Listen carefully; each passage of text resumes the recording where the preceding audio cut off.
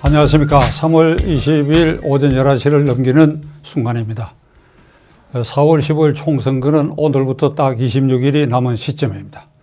이 시점에서 문재인 대통령과 권력 핵심부는 이번 이 선거에서 최소 과반수 의석 이상을 확보하지 않으면 정말 큰일 난다라고 하는 어떤 위기감을 갖고 이 선거에 대응하고 있다고 봅니다. 만일 과반수 의석을 제1야당에게 뺏기고 난다면 어떤 일이 벌어지겠느냐. 당장은 7월 초에 발족을 앞둔 공수처가 폐기되고 말 것입니다. 동시에 집권당 내부에 도사리고 있는 여러 잠재적 불안, 분열 요소가 동시에 폭발해가지고 이제 남은 임기 2년을 레임덕의 결정적 초입 단계로 몰아넣어가지고 대통령의 지도력에 흠결이 오고 그래야 걷잡을 수 없는 정권 말기적 위기가 곧 다가온다라고 하는 이런 두려움 때문에 할 수 있는 모든 방법을 동원해야 되겠다. 그것이 문재인 대통령과 정권 핵심부의 생각이라고 봅니다. 그야말로 사활을 건 전쟁을 문재인 대통령과 핵심부는 지금 진행하고 있다고 봅니다. 그럼 오늘 현재 선거 26일을 앞에 둔 오늘 현재의 판세는 어떠냐? 이게 2월 초에 코로나 바이러스가 창구를 시작한 그 시점에 있어서는 이 선거는 제1야당이 조금만 정신 차려서 공천 파동도 없이 잘 추스르면 이건 압도적으로 승리할 수 있다.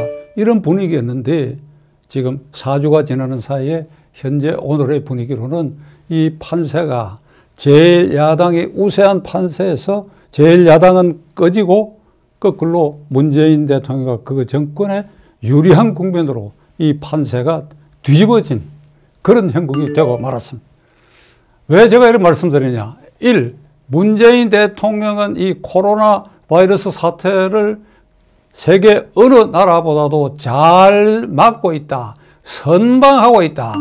국제적으로도 한국의 선방이 찬양의 대상이 되고 있다. 이런 분위기를 형성해가지고 많은 국민들이 우리나라는 코로나 바이러스를 선방하는데 아주 모범국이 됐구나 라고 하는 인식을 심어주는데 상당 부분 저는 성공하고 있다고 봅니다. 중국으로부터 입국자를 막지 않고 확진자 수가 이와 같이 증폭된 상황에서도 선방을 하고 있다 그러면 그건 전적으로 우리 의료진들, 의사와 간호사, 의료조무사들의 피눈물 나는 노력의 덕분이라고 하지 않을 수가 없습니다. 그러나 문재인 정권은 일단 이 정권이 선방하는 데 성공하고 있다라고 하는 그 홍보를 하고 있는 현상입니다. 경제정책에 있어서도 소득주도 성장, 탈원전, 일련의 경제정책이 실패하고 폭망했다고까지 표현할 수 있는 이런 상황인데도 불구하고 코로나 바이러스 때문에 미국을 비롯한 유럽의 여러 나라가 이게 경제 위기에 몰리고 전 세계적으로 정권 시장에 패닉 상태가 생기고 하는 세계적 경제 위기의 공황적 분위기에 문재인 대통령 3년 동안의 경제 실정은 완전히 파묻어 버렸어요. 파묻어 버리고 오히려 그것을 편성해가지고 이번 주 초에는 50조 원의 금융지원책을 발표하고 나아가 재난소득까지 미국식으로 풀려고 하는 것을 만지작거리기 시작했습니다.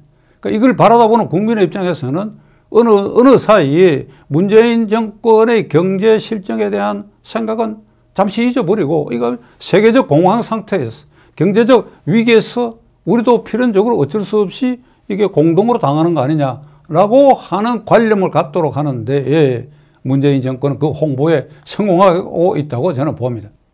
지금 우리 눈앞에서 벌어지고 있는 공천 파동은 민주당에도 제1야당에도 똑같은 질량의 공천 파동이 저는 있다고 봅니다.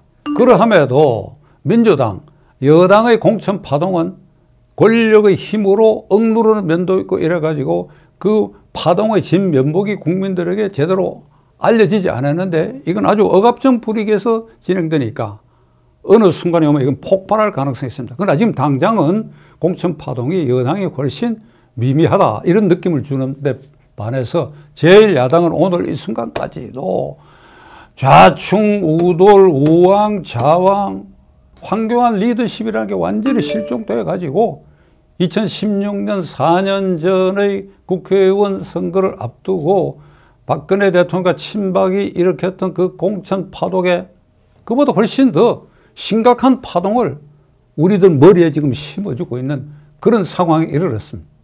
문재인 정권이 코로나 바이러스 사태도 선방하고 있다. 국제적으로도 인정받고 있다.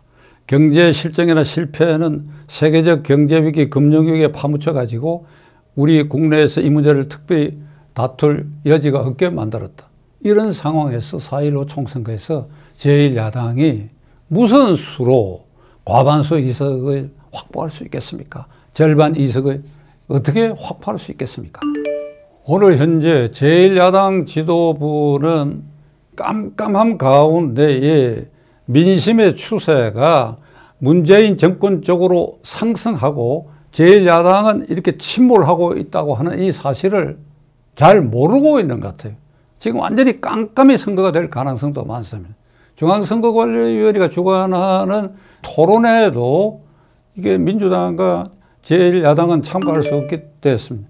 그 참가할 수 없게 됐다고 하는 것은 그만큼 제1야당에게 홍보수단이 제한됐다는 것을 의미하는 것입니다.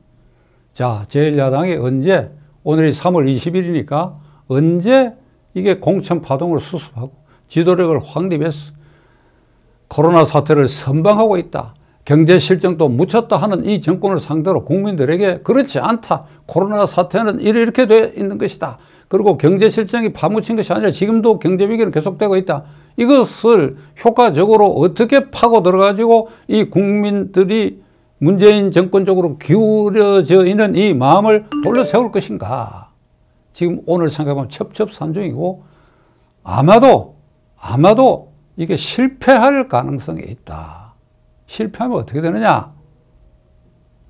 이 선거는 제1야당이 폭망할 수도 있다. 폭망하면 어떻게 되느냐? 제1야당의 존재가 폐허가 되어버리고 말 것이다.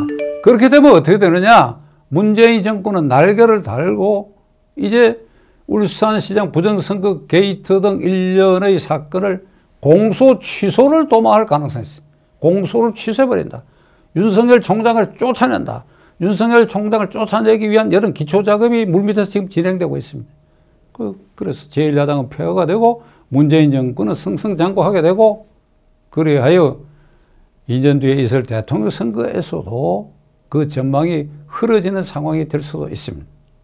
제1야당 미래통합당의 앞날을 제가 부정적 전망으로 본 것은 그럴 수도 있다는 뜻입니다. 미래통합당 모든 후보들이 각자 도생하도록 내버려 둘 수는 없는 거 아닙니까? 이 주말에 황교안 대표를 비롯한 지도부 아주 대호각성하고 이렇게 자신만만해하는 이 정권을 향해서 어떻게 싸울 것인지 고심에 고심을 거듭해 주시기를 부탁드립니다.